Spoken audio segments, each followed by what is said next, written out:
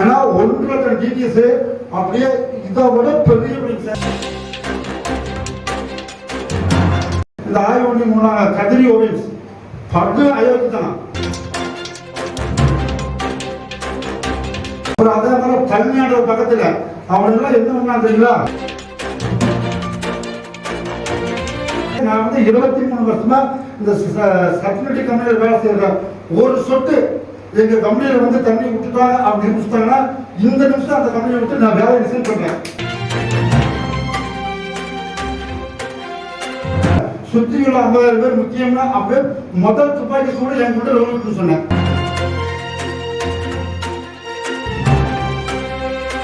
நீங்க குழு சொல்றது நான் ஏத்துக்கிறேன். ஒரு தொழிலாளி சொல்றதை நம்ம ஏத்துக்கணுமே ஏத்துக்கூடாதா?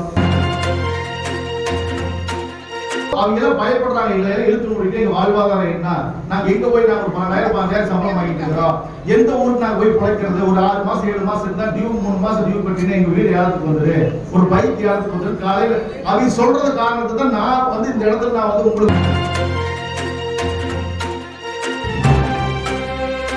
துரிதமா உங்க சொன்ன கருத்தையுமே குழு சொன்ன கருத்தையும் லெட்டர் மூலமாக டிஎம் கலெக்டருக்கு அறிவுறுத்தி உடனடியே இதுக்கு ஒரு தீர்மான நடவடிக்கை எடுக்குமாறு நான் இந்த கூட்டத்தின் வாயிலாக உங்கள் முன்னாடி எல்லாரும் சொல்லிக்கிறேன்.